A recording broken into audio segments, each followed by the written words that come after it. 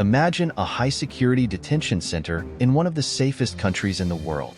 Now imagine a fugitive so elusive that he manages to escape from it barefoot, triggering one of the largest manhunts in Southeast Asian history. This is the story of Mas Selamat Kastari, the man who outwitted Singapore's security forces and became the country's most wanted terrorist. Mas Selamat Kastari was born in Singapore in 1961. He was not always a fugitive or a terrorist. He grew up like any other Singaporean, but somewhere along the way, his ideology turned radical. He became the leader of the Singapore wing of Jemaah Islamiyah, JI, a militant extremist group responsible for some of the deadliest terror attacks in Southeast Asia. Mas Selamat first fled Singapore in December 2001 following a crackdown on Jemaah Islamiyah. He was arrested by Indonesian police on Bintan Island in January 2006 and handed over to Singapore authorities. Jemaah Islamiyah is accused of carrying out the 2002 bombings in Bali, Indonesia, that killed 202 people. Singaporean authorities believe that Mas Selamat was planning similar attacks on their soil. His target? Changi Airport, one of the busiest airports in the world. Singapore's security agencies were well aware of the looming threat.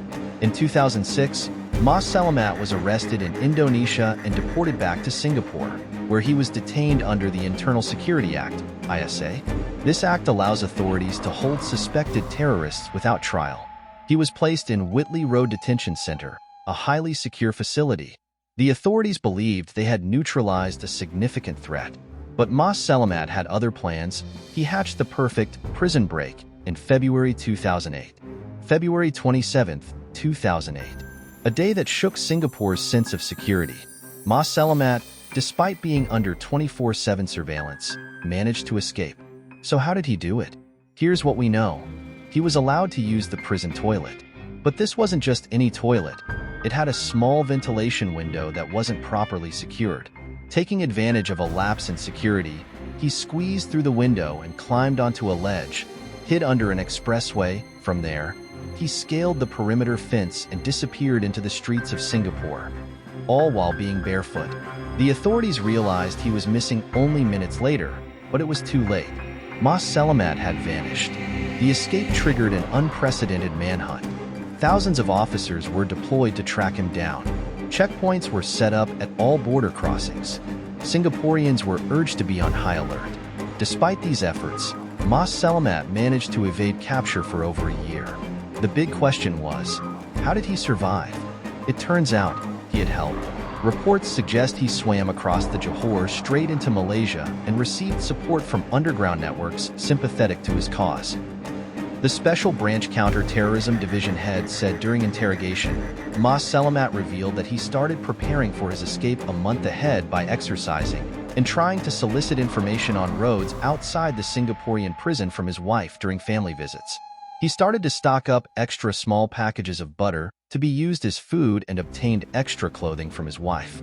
Mas Selamat claimed that he hid under an overhead bridge along the Pan Island Expressway for 5 days before making his way towards woodlands using a monsoon drain under cover of darkness. His freedom did not last forever. In April 2009, he was finally arrested in Johor, Malaysia.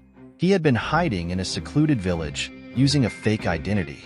This time, the authorities were taking no chances. He was sent back to Singapore, where he was placed under maximum security detention. Mas Selamat's escape was an embarrassment for Singapore's security forces, but it also led to a massive overhaul in the country's counter-terrorism measures.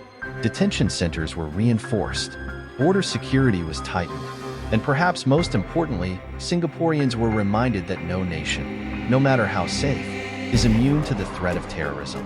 As for Mas Selamat, he remains in custody, his influence waning over the years. But his story serves as a chilling reminder of how just one man can shake a nation's sense of security. What do you think about Mas Selamat's incredible escape? Was it sheer luck or a failure of security? Let us know your thoughts in the comments below. And if you enjoyed this story, don't forget to like, share, and subscribe to World Observer for more deep dives into crime and history.